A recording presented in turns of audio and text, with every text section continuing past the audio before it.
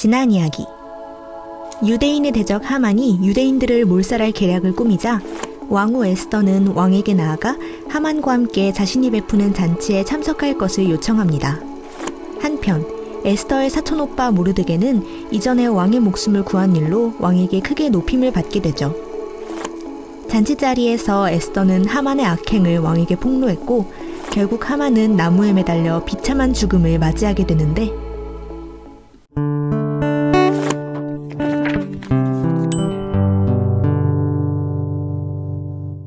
하만을 처형한 이후 아하수에로 왕은 하만의 집과 재산을 몰수하여 에스더에게 주었습니다.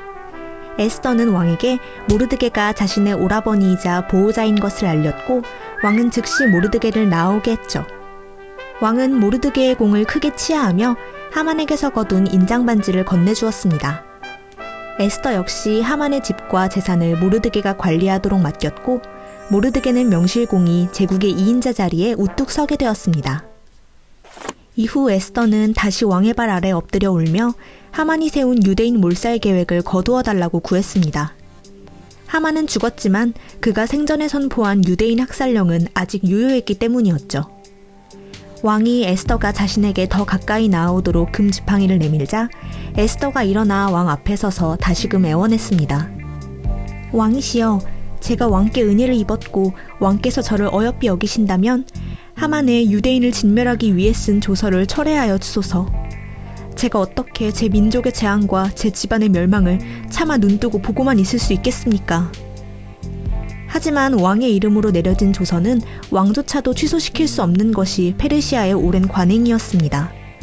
왕의 조서가 쉽게 취소될 수 있다면 그만큼 왕의 권위가 땅에 떨어질 것이기 때문이었죠.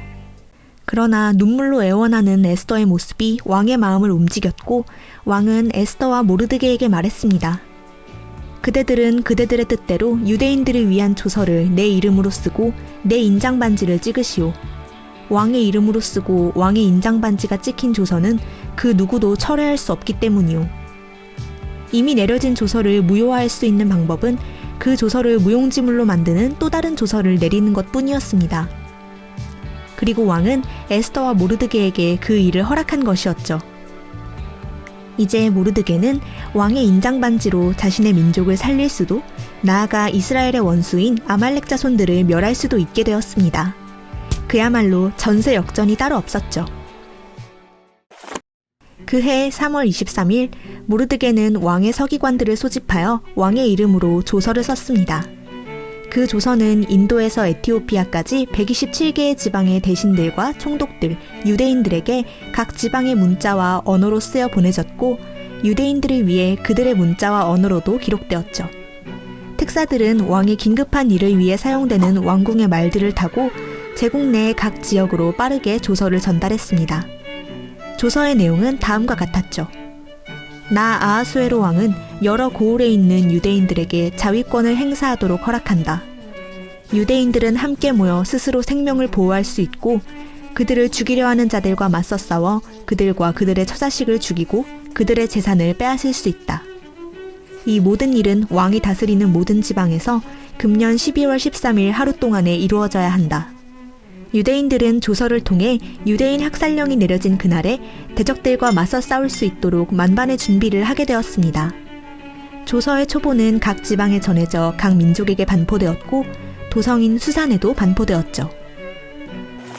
모르드게가 푸르고 흰 예복과 자줏빛의 겉옷을 입고 큰 금관을 쓴 채 왕궁에서 나오자 수산의 모든 유대인들은 그의 이름을 기쁘게 부르며 환호했습니다. 왕의 어명이 닿는 각 지방과 성읍마다 유대인들은 크게 기뻐했고 그날을 명절로 삼아 잔치를 베풀었죠. 유대인들은 그동안 아말렉의 후손을 비롯한 수많은 대적들에게 박해와 수모를 당해왔고 포로민으로서 다른 민족들에게 업신여김을 당해왔습니다. 하지만 하만에 의해 정해졌던 유대인 몰살의 날이 대적들에게 원수를 갚는 구원과 응징의 날로 바뀌었으니 모든 유대인들은 가슴 벅차게 기뻐하지 않을 수 없었던 것이죠. 유대인들의 기세가 등등해지자 페르시아 본토의 여러 백성들은 두려움을 느꼈고 급기야는 스스로 유대인으로 귀화하기도 했습니다. 시간이 흘러 마침내 왕의 조서를 시행하게 된 12월 13일이 되었습니다. 이른 아침부터 각 지방마다 유대인들이 모여 대적들을 도륙하기 위해 준비하니 다른 모든 민족들은 두려움에 떨었습니다. 게다가 유대인인 모르드게가 왕궁에서 권력을 얻어 그의 명성이 각 지방에 퍼지자 모든 지방 관리들과 총독들 또한 모르드게를 의식하여 유대인을 적극 도왔죠. 유대인들은 칼을 들어 그들의 원수들을 모조리 죽이고 유대인을 미워하던 자들도 마음대로 처치했습니다. 유대인의 대적들은 하만과 같은 아말렉 족속의 후손들, 유대인들의 여호와 유일신 사상에 반감을 가진 이방의 우상 숭배자들, 유대인들의 재산을 탐내고 노리던 불량배들이었죠. 도성인 수산에서는 유대인의 대적 500명이 죽어나가고 하만의 10아들 또한 죽임을 당했습니다.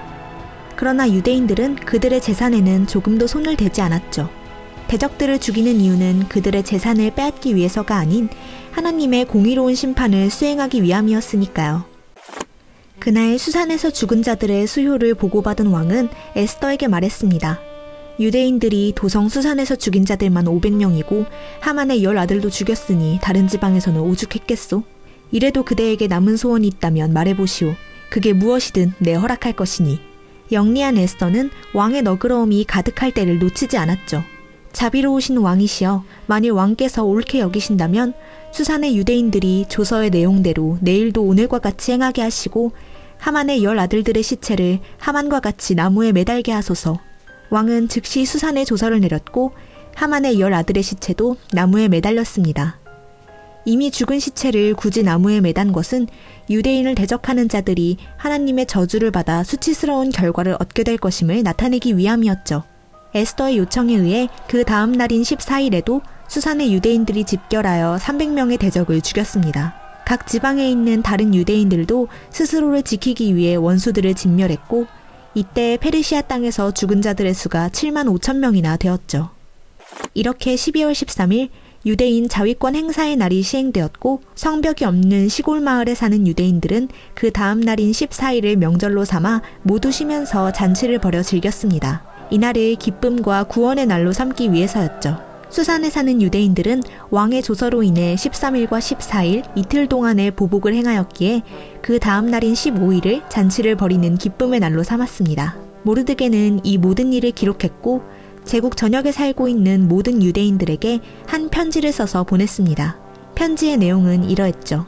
한 규정을 세워 해마다 12월 14, 15일을 경축일로 지키라. 이날은 유대인들이 원수들에게서 벗어나 평안을 얻은 날이다. 우리의 슬픔이 변하여 기쁨이 되었고 고통이 변하여 좋은 날이 되었으니 이 두 날에 잔치를 베풀고 서로 선물을 나누며 가난한 자들을 도와주도록 하라. 그리하여 유대인들은 모르드게의 지시에 따라 해마다 이날을 절기로 삼아 부림절이라 부르며 지켰습니다. 부림은 제비를 뜻하는 히브리어 푸르의 복수형으로 하만이 유대인들을 몰살할 날을 잡기 위해 부르를 뽑은 것에서 유래되었죠. 이 절기는 유대인들과 그들의 자손들, 유대인으로 귀화한 자들 모두가 집안 대대로 반드시 지켜야 하는 날이 되었습니다. 에스더와 모르드게는 제국 내의 모든 유대인들에 대한 전권을 가지고 부림절에 대한 두 번째 편지를 써서 부림절에 대한 규정을 확정했습니다. 아하수에로 왕의 권세는 날로 막강해져 그는 본토뿐만 아니라 바다의 섬들까지도 조공을 바치게 했습니다. 모르드게는 제국에서 왕 다음가는 총리 대신이 되어 모든 유대인들에게 크게 존경과 사랑을 받았습니다. 모르드게는 항상 자기 백성의 이익과 안위를 도모했고 그 결과 그의 재임 기간 동안 유대인들은 많은 유익과 평강을 누렸죠. 그렇다면 이후의 이야기는 어떻게 되었을까요?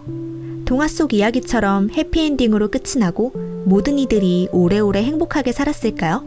아하수에로 왕은 화려한 궁전을 지어놓고 사치와 향락을 즐기며 여생을 보냈습니다.